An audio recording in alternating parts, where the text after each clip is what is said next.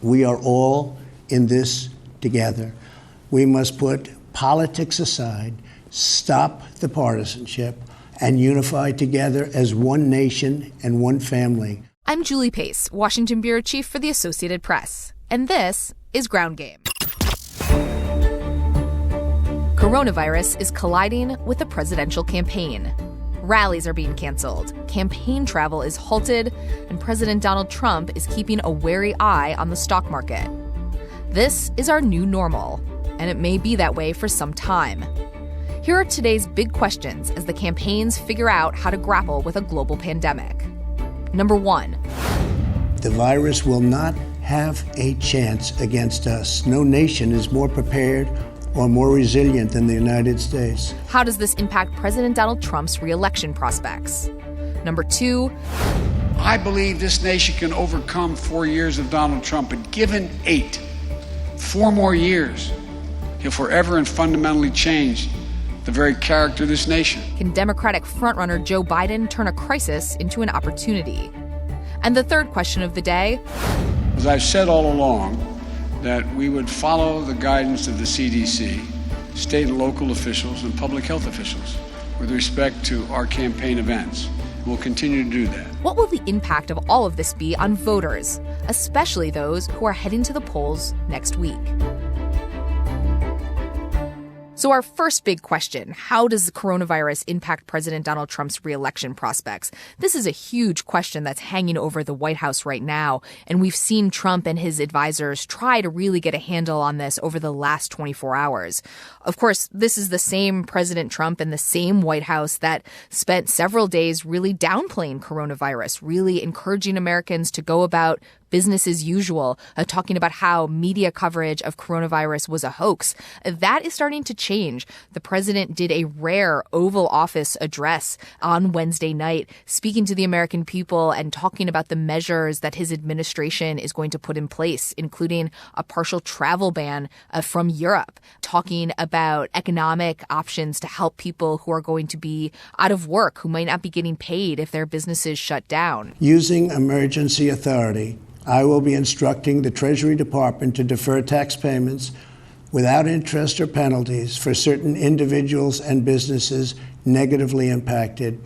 This action will provide more than $200 billion of additional liquidity to the economy. The problem for President Trump is that it's unclear if any of this is having an impact. He woke up the morning after that Oval Office address and saw that the stock market was falling even further.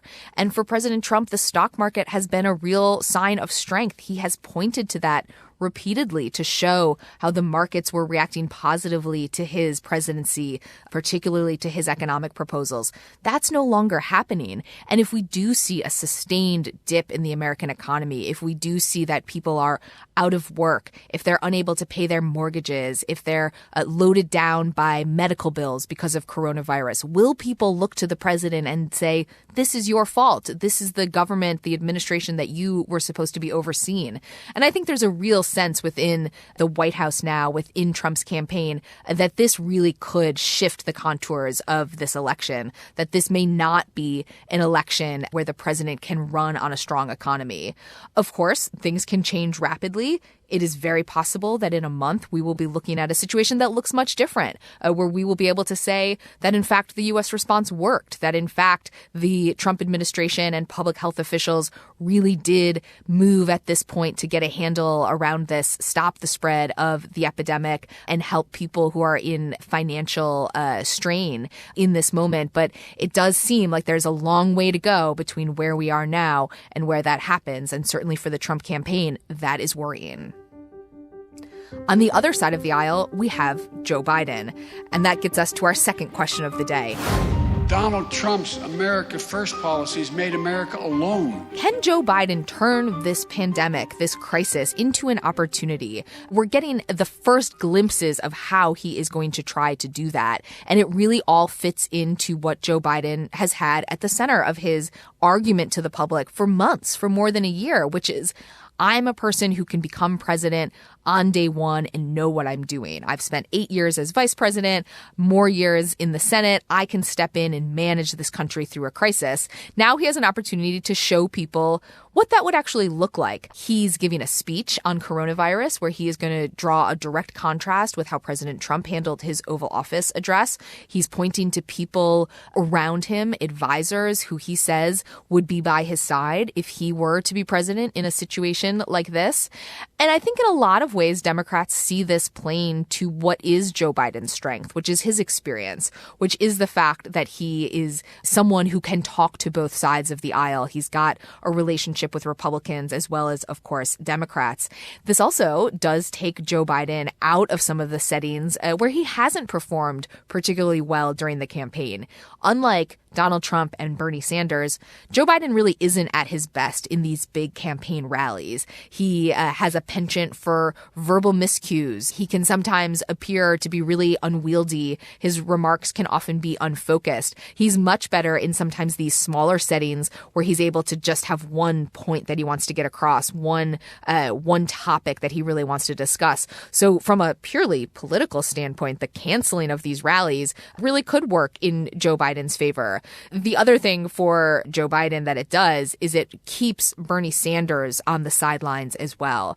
Bernie Sanders, like Trump, has the ability to bring out a crowd. He has the ability to energize particularly young people who want to come out and see him. Without the ability to bring his voters out in those kind of settings, it leaves Sanders with really one opportunity to shift the momentum in a race that is quickly moving away from him. And that's in Sunday night's Democratic debate, a one-on-one debate between Biden and Sanders. The problem?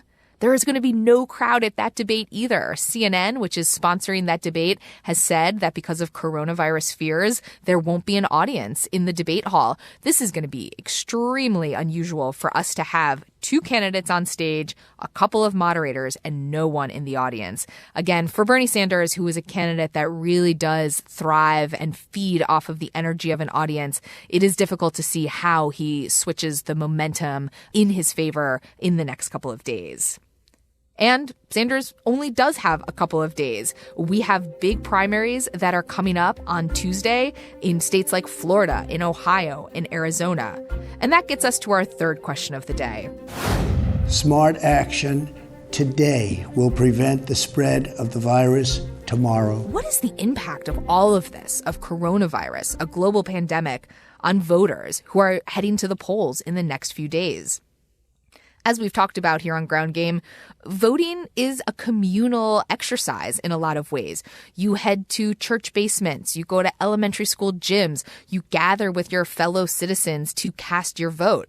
But now we're being told that gathering with people is the opposite of what we should be doing. We should be social distancing. We should be keeping away from large crowded places. So far, we have no indication that there's going to be a change to the primary date. It looks as though voting will still go on March 17th. But we are seeing some tweaks around the edges. In some of these states, we're seeing polling places moved out of nursing homes and senior residential facilities, places with an elderly population who's more vulnerable to coronavirus. We're seeing people being encouraged to do more absentee voting, more voting by mail when that is an available option.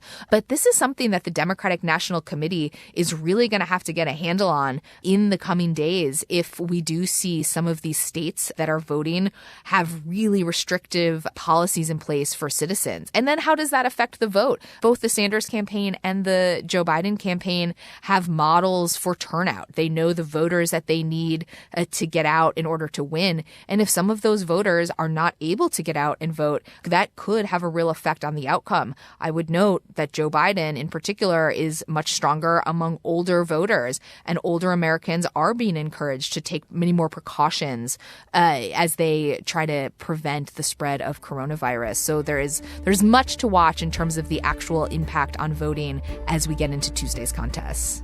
That's it for this episode of Ground Game. Now that 2020 voting has begun, we'll be here every step of the way, giving you all the news you need to know, 5 days a week. Be sure to tell a friend about us, and please subscribe, rate, and review wherever you get your podcasts. This episode of Ground Game was recorded on Thursday morning. Some of the details of our discussion may have changed by the time you hear this. For up-to-date developments on all of your news, head over to apnews.com. From the Westwood One Podcast Network.